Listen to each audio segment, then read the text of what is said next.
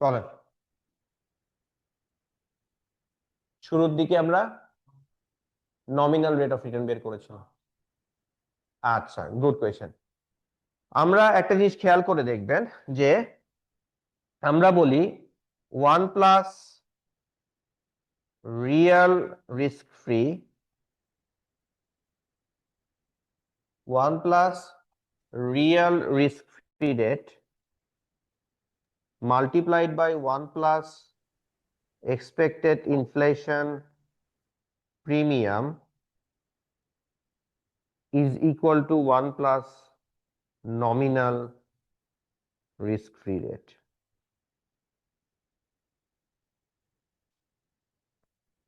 Question হচ্ছে কেন?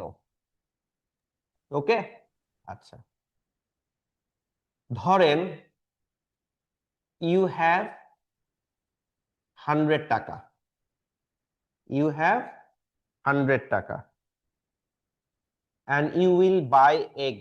ধরেন প্রতিটা এগের দাম 10 টাকা। How many eggs can you buy today? 10. Now আপনাকে অফার করা হলো এই 100 টাকা যদি আপনি ইনভেস্টমেন্ট করেন, আপনাকে আমরা সে 12% rate of return দিব। So you invested 100 টাকা at 12% rate of return, your investment will be 100 multiplied by 1.12, which is 112. Okay, now ডিমের দাম আর 10 টাকা নাই পার পিস, ওভারঅল ইনফ্লেশন হয়েছে এন্ড আমরা ধরলাম ডিমের দাম সে 8% বেড়ে গিয়েছে। সো প্রতিটা ডিমের দাম ইজ বা 10% বেড়ে গেছে, আমরা ফ্র্যাকশনে না যাই, 10% বেড়ে গেছে। সো প্রতিটা ডিমের দাম আগে যেখানে ছিল 10 টাকা, দ্যাট ইজ নাও 11 টাকা। So your nominal rate of return is 10%, 12%। 100 টাকা বিকামস 112 টাকা। সো ইয়োর নমিনাল ইজ 12%, মানে 1 plus nominal will become 1.12। Inflation কত? 10%, তো 1 প্লাস 0.10। তাহলে এইটা কত হবে সেটা আমরা বের করব, তাই না? এখন 112 টাকা দিয়ে পার পিস 11 টাকা ডিম, কয়টা ডিম কিনতে পারবো? 112 ডিভাইডেড বাই 11, 112 ডিভাইডেড বাই 11 যদি আপনি করেন, you will be able to buy 10.18 টা ডিম, তাই না? সো আপনি আগে 10টা ডিম কিনতে পারতেন, এখন কয়টা ডিম কিনতে পারলেন?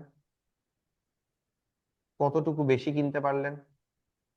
-10.18 টা ডিম। তার মানে আপনার গ্রোথ হলো 0.18 টা ডিম আউট অফ কত?